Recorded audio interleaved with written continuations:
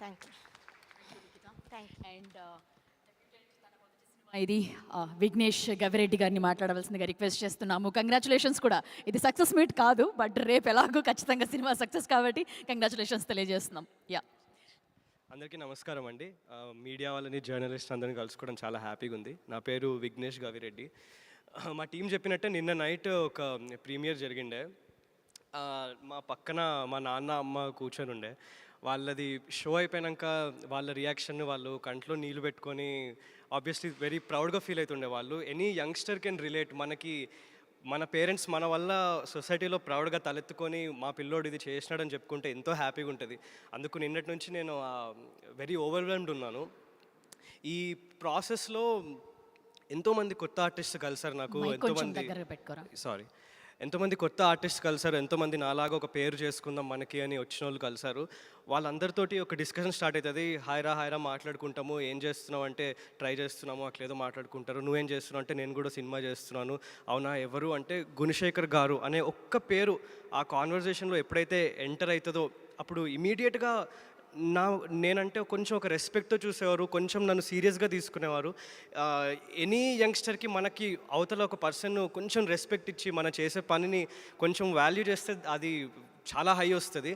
Sir, thank you so much. మీ పేరు ఎప్పటి నుంచి అయితే నా లైఫ్లో అసోసియేట్ అయిందో చాలామంది నన్ను డౌట్ చేసిన వాళ్ళు, లేకపోతే ఎనీ యంగ్స్టర్ని క్వశ్చన్ చేసేటోళ్ళు ఒక రెస్పెక్ట్ ఇచ్చారు. Thank you.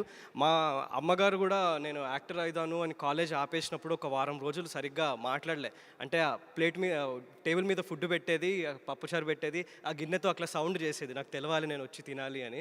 అదే అమ్మ నిన్న చూసి కళ్ళలో నీళ్ళు పెట్టుకొని ఏడ్చి చాలా బాగా చేసినావు నాన్న అని చెప్తే అది మీకు నేను వర్డ్స్లో డిస్క్రైబ్ చేయలేను. అది thank you so much sir.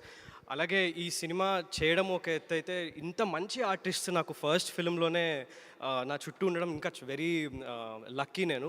భూమిక గారు కానీ, సారా కానీ, అలానే మా కొత్త వాళ్ళైనా కూడా పృథ్వీ, లిఖిత, అందరి నుంచి నేర్చుకునేవి చాలా ఉన్నాయి. నాకు ఎంతో మంచి మాటలు చెప్పి ఇంత ఎర్లీ స్టేజ్లో నాకు ఈ ఫౌండేషన్ పడడం నిజంగా చాలా లక్కీ. ఇంకా మెయిన్లీ ప్రొడ్యూసర్స్ గురించి చెప్పాలి.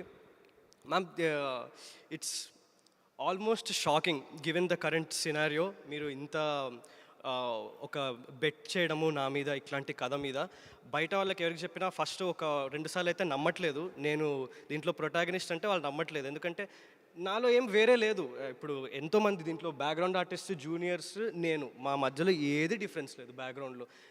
మా పేరెంట్స్ ఇద్దరు టీచర్స్ చిన్నగున్నప్పుడు. సో నేను చాలా నార్మల్ ఫ్యామిలీ. నేను నా టాలెంట్ తప్పితే there is nothing extra or special that I bring.